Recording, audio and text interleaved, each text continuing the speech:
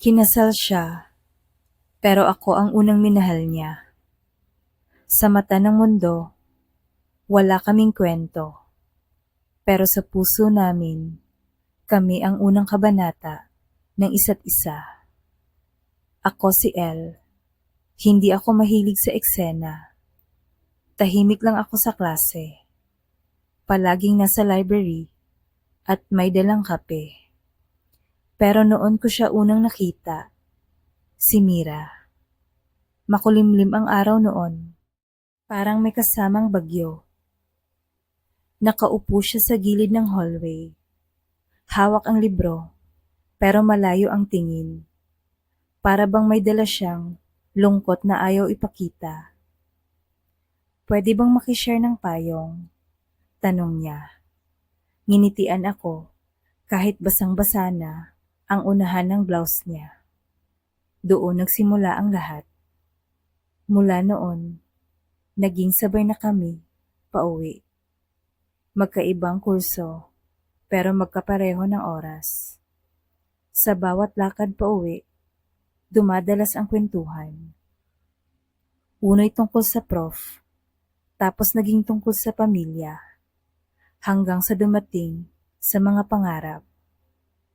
Takot akong magmahal, sabi niya minsan, habang umuulan. Bakit naman?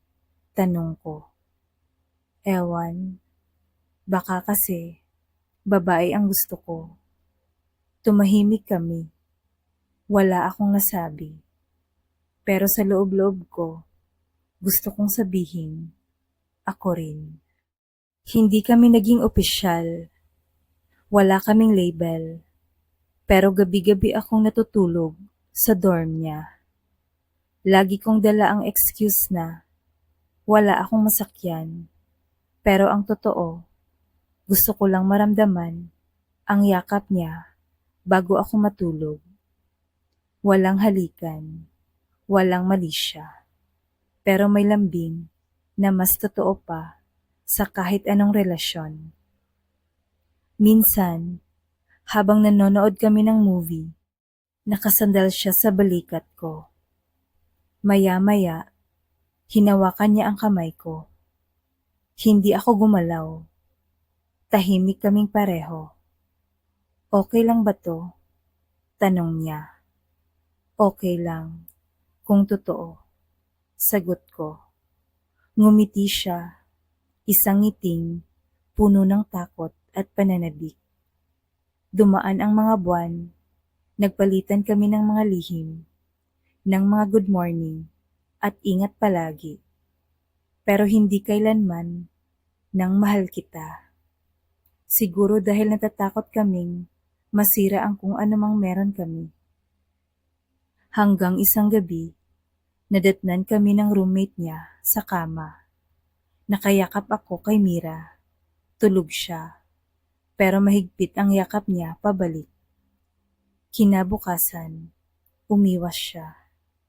Hindi niya ako kinausap ng 2 araw. Dumaan ang graduation. Iba na ang oras namin. Iba na rin ang direksyon ng mga pangarap.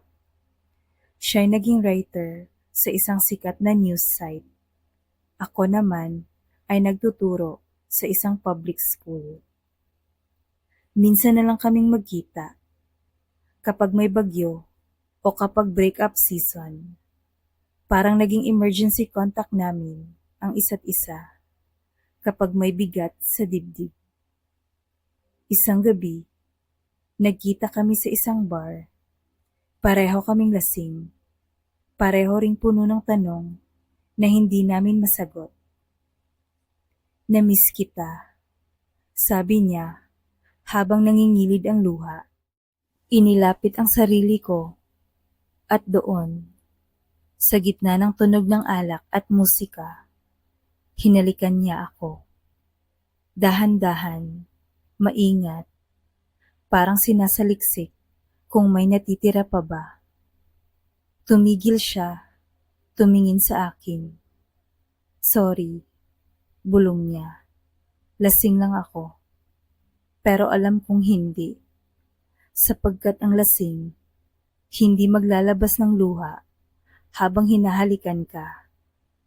Ang lasing, hindi ka hahawakan na parang mawawala ka. Kinabukasan, wala na naman. Hindi niya binanggit. Hindi niya tiningnan ang mga mata ko. Parang walang nangyari. Lumipas ang 5 taon. Busy sa trabaho. Busy sa pagbuo ng sarili. Akala ko tapos na ang kabanatang iyon. Hanggang isang gabi, habang nag-scroll ako sa Facebook, may bumungad sa akin. Isang larawan ng kamay ni Mira. May singsing. Kasama niya ang isang lalaki. She said yes. Forever starts now. Tumigil ang mundo ko. Ang dami kong tanong. Bakit siya? Kailan? Hindi ba ako sapat? Iyak ako ng iyak. Hindi ko masabi kung selos ba yon, sakit o inggit. Siguro lahat. Hindi ko sinabing umamin siya sa nararamdaman niya para sa akin. Pero ang sakit. Kasi alam kong hindi siya nagkunwari noon. Ako ang unang taong minahal niya. Ako ang una niyang piniling hawakan. Kahit lihim lang. Niyaya niya akong dumalo sa kasal niya. Sa una, ayokong pumunta. Pero sa dulo, nagpunta rin ako. Siguro para magpaalam. O baka umaasa pa akong babaliktad siya. Nasa likod ako ng simbahan. Tahimik lang. Sa tuwing titingin siya sa paligid, parang ako ang hinahanap niya. Paglakad niya sa aisle, ngumiti siya.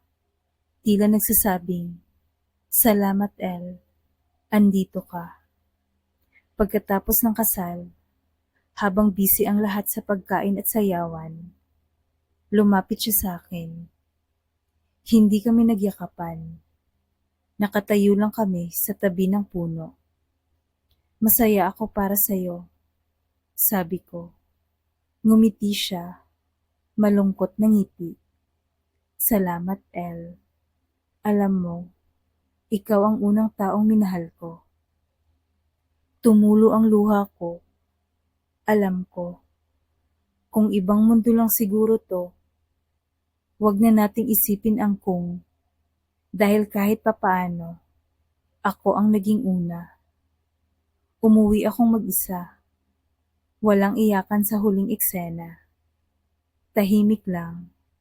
May konting kirot, pero may kapayapaan. Sa bintana ng bus, tanaw ko ang langit. Maulap, pero may sinag na pilit na sumisilip. Hindi lahat ng minahal natin ay para sa atin. Hindi lahat ng sinimulan natin ay tayo ang tatapos. Pero sa puso ko, ako ang simula niya. Ako ang unang nakakaalam ng mga takot niya.